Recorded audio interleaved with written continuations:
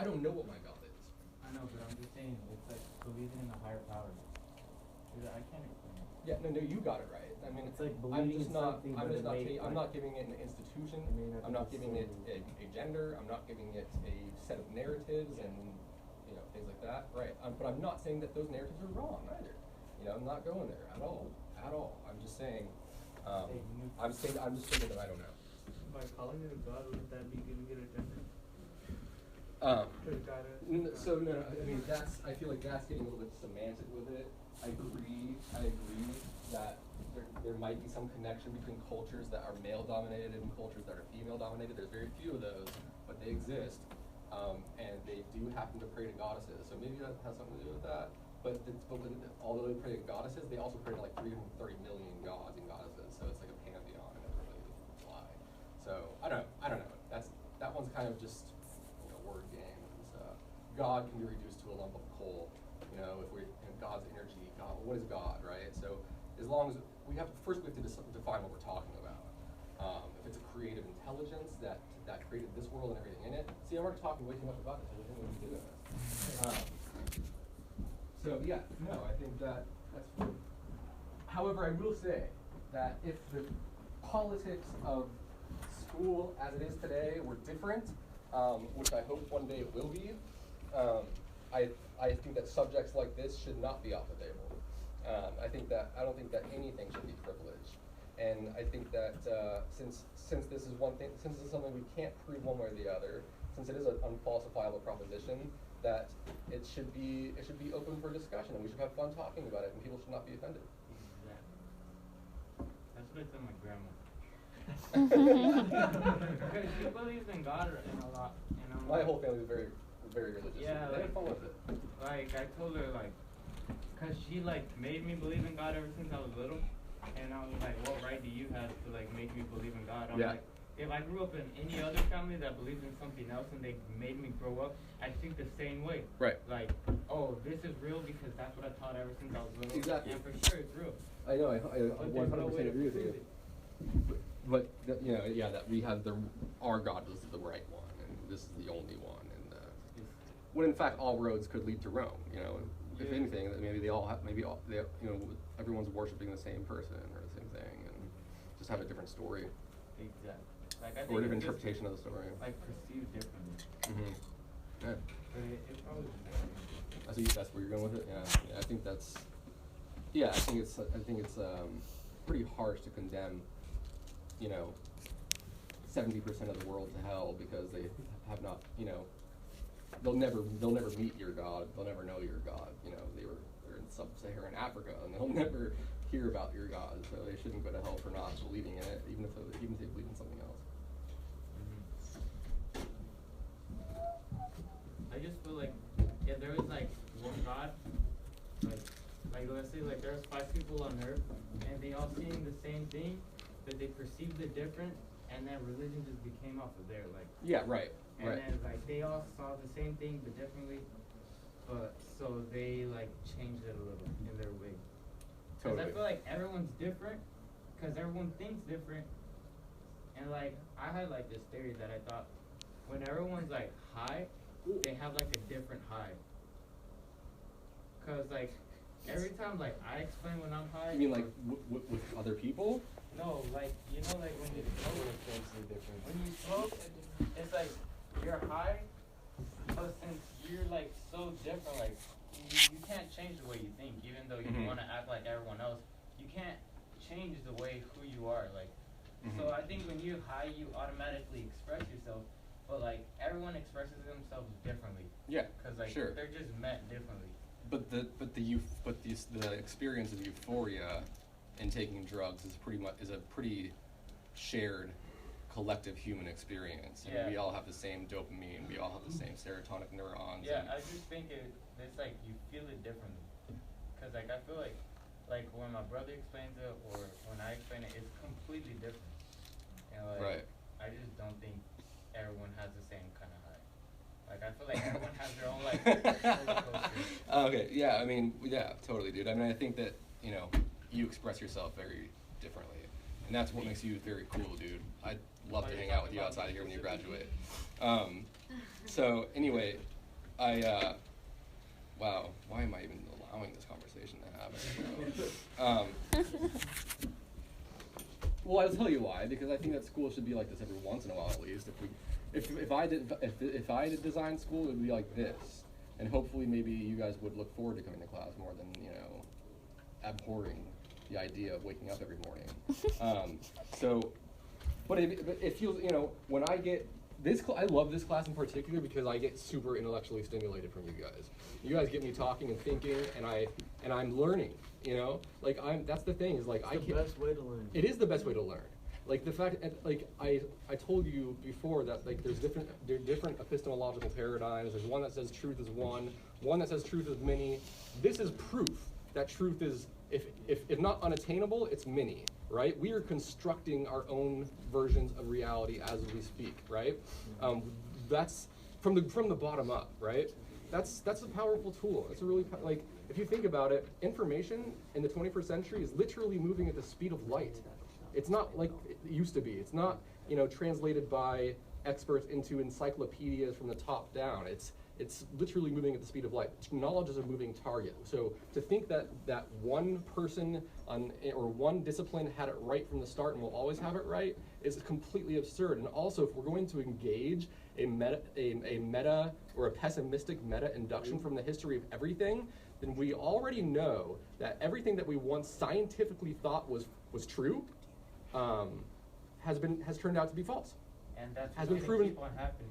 Exactly. So we have to assume that what we know right now scientifically to be true will probably turn out to be false. So we have to think of science not as static, but as fluid, as a progress, as always kind of getting us closer to epistemic truth, but never, the truth is not a goal. That's not the goal. But I think once you come close to like knowing the truth, you realize like you know nothing. Exactly, dude.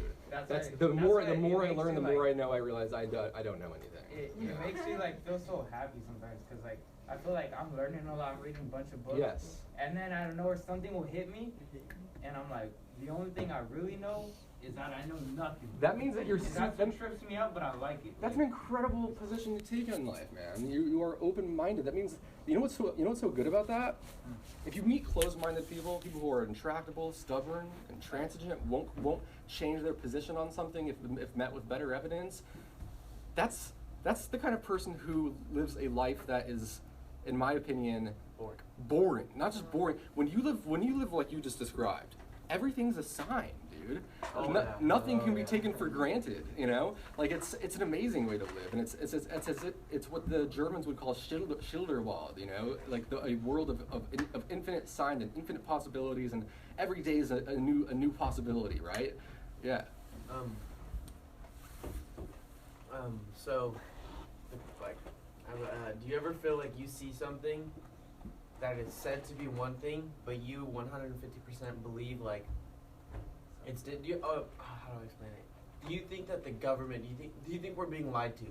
All the time. People. All the time. Oh, you just relieved me so much. Turn on the TV, dude. I mean, if you think about it, commercials in general are weird. Like the fact that we're bombarded with people trying to sell us stuff all the time. I've seen a video that like, okay, so you know how you get on the computer and like you research stuff and like the stuff that you like and stuff, yeah, and like okay, and then like random ads like pop up god, that you were just looking at it. And you're like, what the fuck? I was just looking at this shit. Okay, this is what worries me. Like, Pandora, you'll get this ad every other song, and it's the same thing. It's like if I wanted it, I would have bought it. Right. The other 30 times. Right. Trying to okay. This is what scares me about that in particular, and I think it is very dangerous. Is what we're talking about is also data analytics, right? So these multimedia companies, these multinational corporations are figuring out ways to code their software to predict our buying behavior, to predict our thought patterns. My phone prioritizes my apps now. So like I'll wake up in the morning and the app that I use the most will be on the first page instead of the second. Yeah.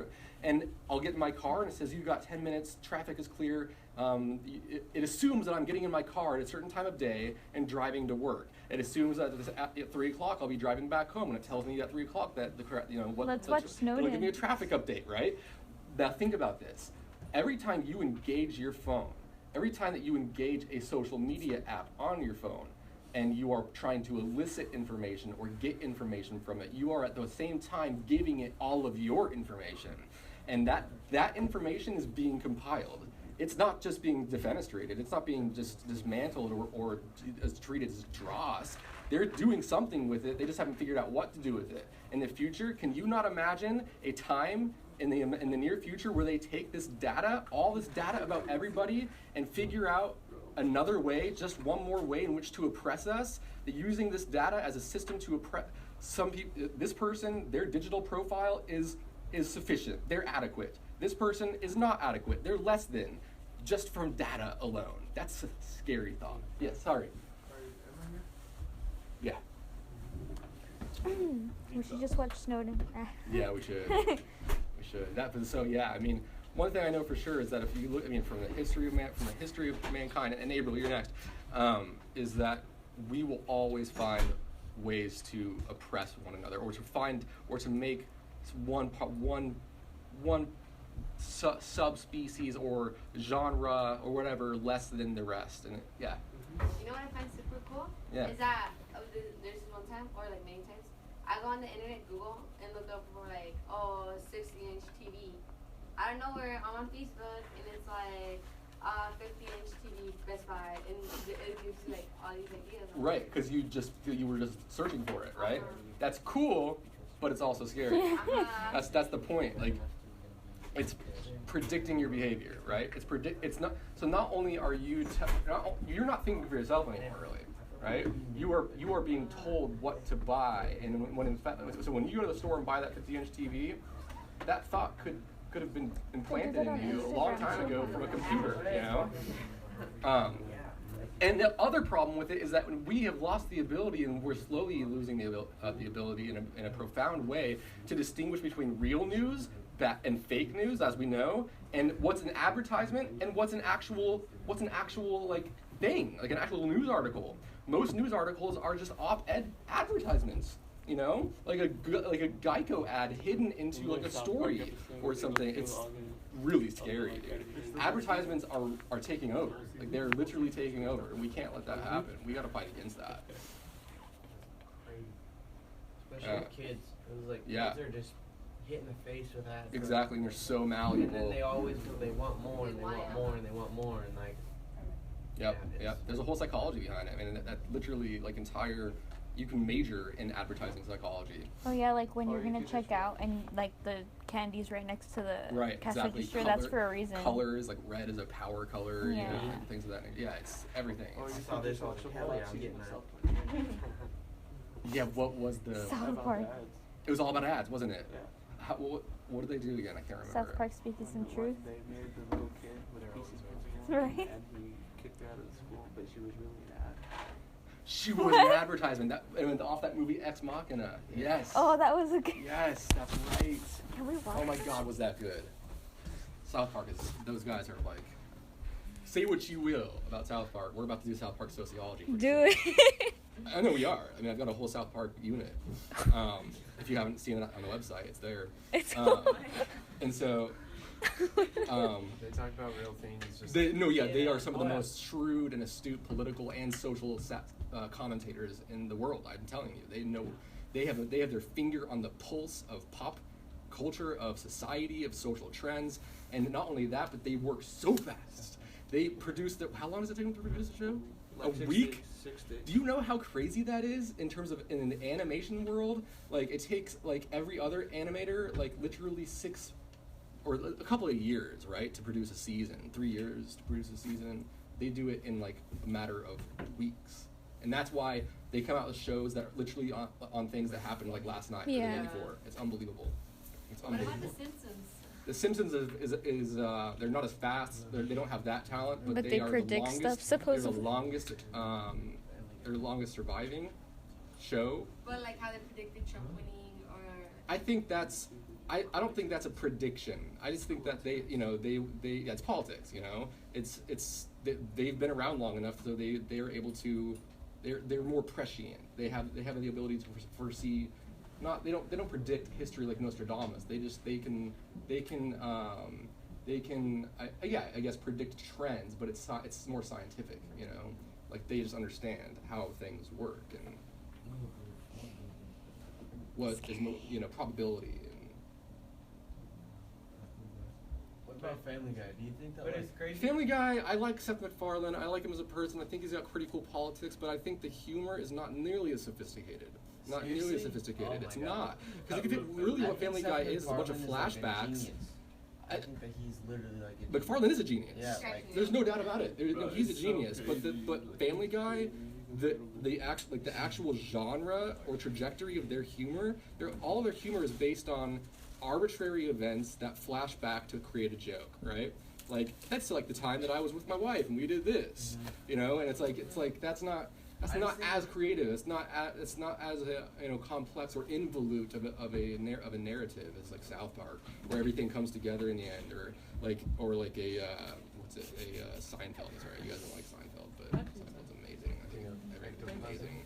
So in South Park, Simpsons, and Family Guy, do you believe in predictive programming? Elaborate. What is predictive programming? So what it does is that, as what she said with Trump winning, they put that before he actually wins. That way, once it actually happens, we can accept it far easier. I think so. No, I don't think that's. So that would imply that they knew in advance that he was going to win. Yes. I don't believe that. I don't think that's possible. I mean, I don't think we're that bamboozled. But I do think that it's possible, like for South Park, because given their animation cycle, that they probably made two versions of an episode, where one in which the giant turd won, and one in which the giant dude, or whatever, what is it, big douche, giant turd? What is it though? There's always since South Park was its inception, they always had during a presidential cycle only two candidates to choose from, a big douche and a giant turd, right? And just as a funny way of describing like this voting, this practice of voting, where we have basically a choice to choose from, like, the puppet on the left or the puppet on the right? So the moment you believe that the prediction is real. What's that? If we're choosing between two puppets that they know are going to win and there's the reality. I don't think they know who's going to win, right? I think that South Park maybe had created two versions, one in which one wins and one in which the other wins, and so they had one ready based on the outcome. Or even, and one second, Trevor, because that's just too much for me to believe, right? Like I don't believe that people have the ability to. Well, it's not predicting the future. It's but just it's not far-fetched. Knowing what's going to happen. It's like already laid in. Like they chose already. In a sense, what I almost hear you getting at is like a self-fulfilling prophecy, right? Like they created the episode, we watch it, right? That influences people thereby to go and vote for who they think is going to be the winner, because so many people watched that episode, right? They watched an episode in which Trump won, and then so they believe in their mind. It's kind of like a bandwagon effect. They believe in their mind that he's going to win, so that would increase the probability that they're going to vote for Trump. Just like buying Halloween masks of Trump, during the election cycle helps to predict the winner. But that's not prediction. That's a self-fulfilling prophecy. You fulfill the prophecy that you created. Yeah. Do you think that we should have a president, or do you think that that's kind of too big of a task for one person? I don't think there's anything wrong with having a president. I just think that, and then presidents are not that powerful. I mean, we learned in civics, right, that presidents can't do all that much.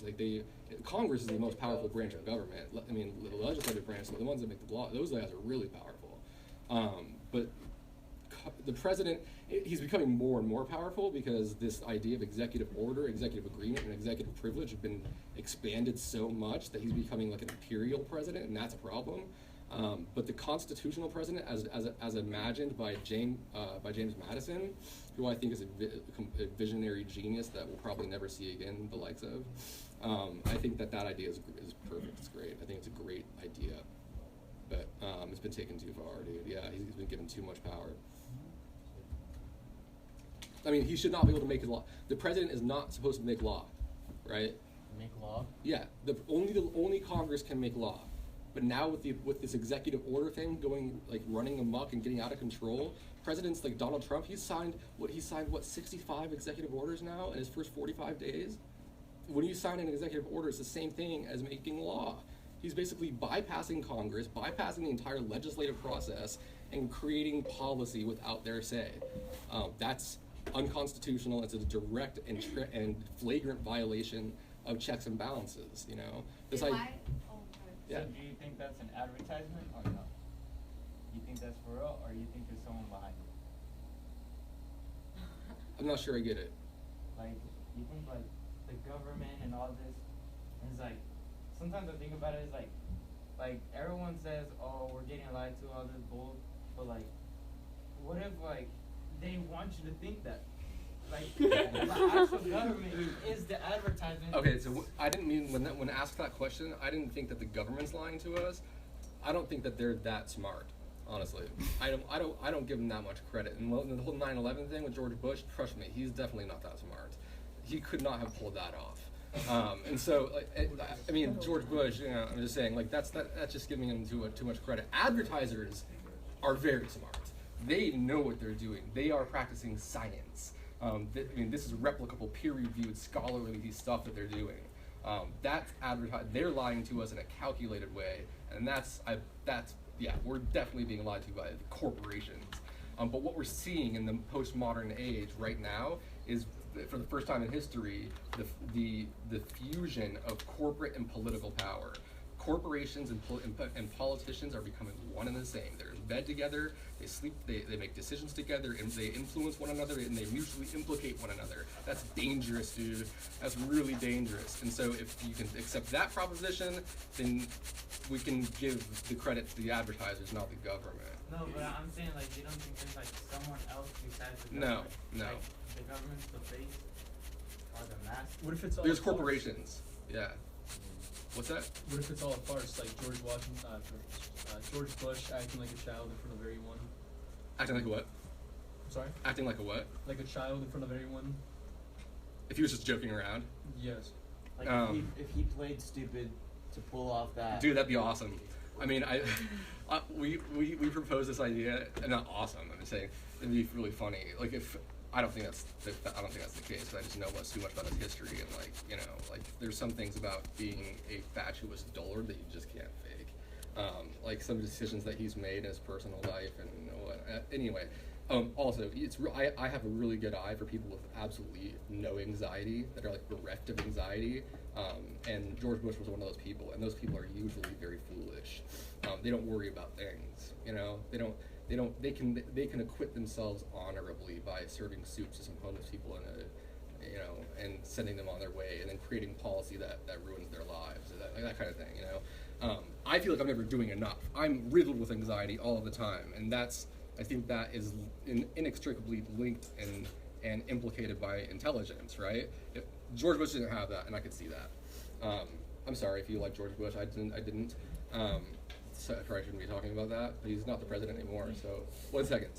But I would think it would be really interesting what if there were, right, a really cunning, artful, and wily president that comes along, or a presidential candidate who decides to run as a Republican, right? And although he has deeply, profoundly democratic values, and he appeases the Republicans. He gives them the red meat that they need to vote him in, and then once he takes office, he says, "Psych! Psych! I'm actually a Democrat. What are you gonna do about it? You know, nothing. There's nothing they can do. There's nothing they can do." That's what I want to do, kind of. I'm actually considering it. Like, I want to just, like, put on a face and show the people what they want, and then just, like, change the game up. Just, like, switch everything around. Just, like, see what happens. Like, I just want to, like, put something there and just see how they react. Well, I mean, as long as you have, you know, some positive intentions. Yeah. Like, because my idea is, like, to like do the same kind of thing, but, like, once I get there, to actually do good things in government that ought to be done. You know. Yeah, but also, like, I want to, like, challenge people. Didn't Trump kind of do that? Teach, bro. Not Teach. Like, declare war. No, that's crazy. Didn't Trump kind of do that? Because I mean, he ran with a certain party and ended up being his own. That's not true. Like something the president wouldn't do. Right. Like it's like I don't know. Presidents, why wouldn't they do it? Because they're too morally upright? Because that's not the case, man. Because they just don't, they're not smart enough? I don't know if it's because they're smart enough. It's because I feel like they're supposed to, like, they're like, And then get everyone killed. it's like how they're taught in school to act a certain way. Right. So they're, So I think it's they're like the same indoctrinated. way. Yeah. And like I want like a president just to like act a complete way, and then they'll be like, president is supposed to do that. Yes, I love that idea. I love it. If you don't do it, we should at least maybe think about joining forces on a screenplay and putting it in a movie. Everything that's on that island, you just start. I think it's a cool idea, man. I really do. In a sense that it's funny. It may be funny, but I actually want to do it. Right. Go back to land and you just have to live the Just to land challenge of people. life, like in Yeah, I just want to see what happens.